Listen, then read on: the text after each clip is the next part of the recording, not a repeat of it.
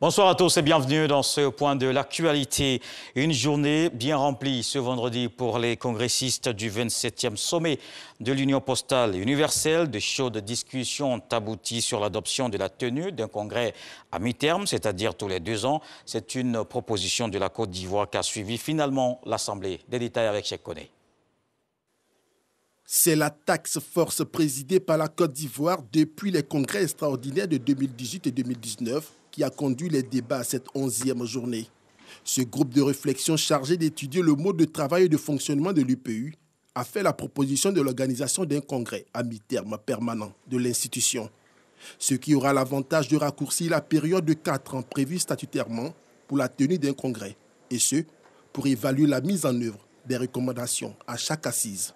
Dans les questionnaires de 2018, 46% des répondants soutenaient la tenue d'un congrès à mi-terme permanent et avaient indiqué que leur attente avait été satisfaite par le congrès extraordinaire de 2018.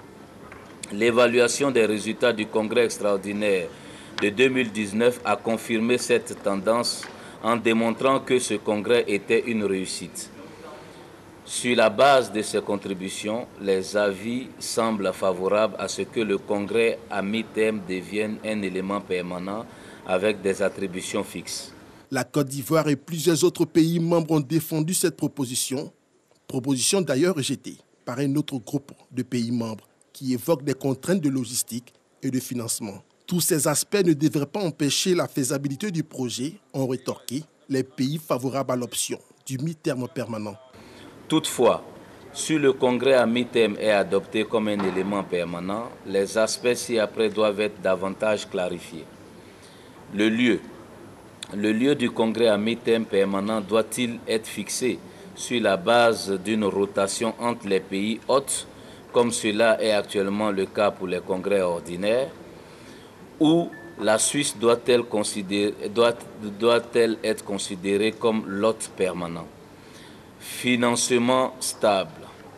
Le congrès à mi-terme doit-il être financé par le budget ordinaire ou par le biais d'une contribution volontaire d'un pays hôte, comme cela est actuellement le cas pour les congrès ordinaires? À la fin des échanges, les pays membres se sont alignés sur la proposition de la Côte d'Ivoire. Cependant, le caractère permanent du congrès à mi-terme a été rejeté.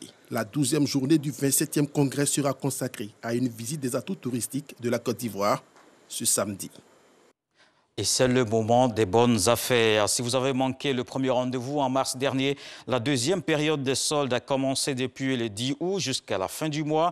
C'est dans ce cadre que le directeur du commerce intérieur est descendu sur le terrain ce vendredi dans 2 communes d'Abidjan. Il veut s'assurer que les prix sont bas dans les magasins.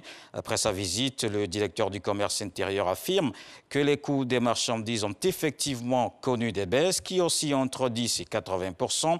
Il appelle par ailleurs les Ivoiriens à saisir l'occasion de cette deuxième période des soldes pour faire de bonnes affaires. Et pour mieux profiter de ces bonnes affaires, il faut se protéger. Contre la Covid-19, le non-respect des mesures a entraîné une recrudescence des cas positifs. Ces 2 dernières semaines, tenez-vous bien, des centaines de cas ont été enregistrés par jour. Le nombre de décès est également en hausse. Le comité de veille sanitaire annonce officiellement que le pays fait face alors à sa 3e vague de contamination de Covid-19. Ebola, Covid-19, le pays est mis à rude épreuve contre les virus. Les autorités sanitaires appellent les populations à se faire vacciner. Et puis aux Antilles, l'épidémie de coronavirus ne faiblit pas. En Guadeloupe, le taux d'incidents était de 2168 pour 100 000 habitants, selon le dernier point de Santé publique France. En Guadeloupe, il y a déjà entre 15 et 20 morts par jour du fait de la Covid-19.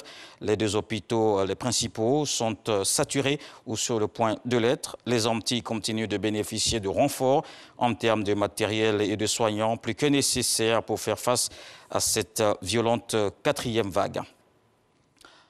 Et après leur prise de pouvoir en Afghanistan, les talibans ont dit vouloir mettre en place un gouvernement inclusif, tolérant envers leurs opposants. Ils n'ont aucune intention de se venger, affirmait leur porte-parole. Mais sur place, la situation est bien différente. Selon un rapport de l'ONU, les insurgés ont mis en place une traque pour retrouver leurs anciens ennemis. Il s'agit surtout d'anciens fonctionnaires, des soldats afghans et tous ceux qui ont travaillé ou combattu aux côtés des forces américaines et de l'OTAN. Par ailleurs, l'insécurité a libéré alimentaire ne cesse de croître dans le pays. Et puis un an, jour pour jour, après l'empoisonnement d'Alexei Navalny, la chancelière allemande Angela Merkel a demandé ce vendredi au président russe la libération de l'opposant. Mais cette requête a été rejetée d'office par Vladimir Poutine, pour qui Alexei Navalny est l'auteur d'une infraction criminelle envers des partenaires étrangers. Et l'actualité se poursuit avec les infos régionales. On se retrouve à 20 h pour la grande édition.